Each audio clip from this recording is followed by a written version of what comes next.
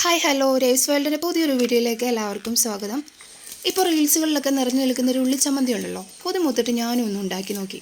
അടിപൊളി ടേസ്റ്റാണ്. മെയിനായിട്ട് നമുക്കതിന് വേണ്ടത് ചെറിയുള്ളിയാണ്. അത് നമുക്ക് കുറച്ചെടുത്ത് തൊലി കളഞ്ഞ് വൃത്തിയാക്കിയെടുക്കാം. ശേഷം തൊലി കളഞ്ഞ ചെറിയുള്ളി നമുക്കൊന്ന് കഴുകി വൃത്തിയാക്കി നമുക്കൊന്ന് ചതച്ചെടുക്കാം. ഇത് ചോറിൻ്റെയും കപ്പയുടെയും കൂടെ വളരെ ടേസ്റ്റുള്ള ഒരു കറിയാണ്. ഈ ഒരു ഒറ്റ കറി മതി ചോറും കപ്പയൊക്കെ കഴിക്കാൻ വേണ്ടിയിട്ട്. ഇനി ചതച്ചെടുത്ത കൊച്ചുള്ളിയിലേക്ക് എരിവിന് ആവശ്യമായ മുളക് പൊടി, പാകത്തിന് ഉപ്പ്, കട്ടിപ്പുളിവെള്ളം എന്നിവ ചേർത്ത് നമുക്കൊന്ന് നന്നായിട്ടൊന്ന് ഇളക്കി കൊടുക്കാം. ഞാനൊരു ലേശം പുളിയാണ് എടുത്തിരിക്കുന്നത്. നിങ്ങളുടെ ഇഷ്ടത്തിനനുസരിച്ച് നിങ്ങൾക്ക് പുളി ചേർത്ത് കൊടുക്കാവുന്നതാണ്. ഇനി നമുക്ക് നന്നായിട്ടൊന്ന് ഇളക്കി കൊടുക്കാം. സ്പൂൺ ഉപയോഗിച്ച് ഇളക്കുന്നതിനേക്കാട്ടി നല്ലത് നമ്മുടെ കൈകൊണ്ടൊന്ന് തിരുമ്മിയെടുക്കുന്നതാണ്. ഞാൻ അതുകൊണ്ട് കൈകൊണ്ടൊന്ന് നന്നായി തിരുമ്മിയെടുത്തു.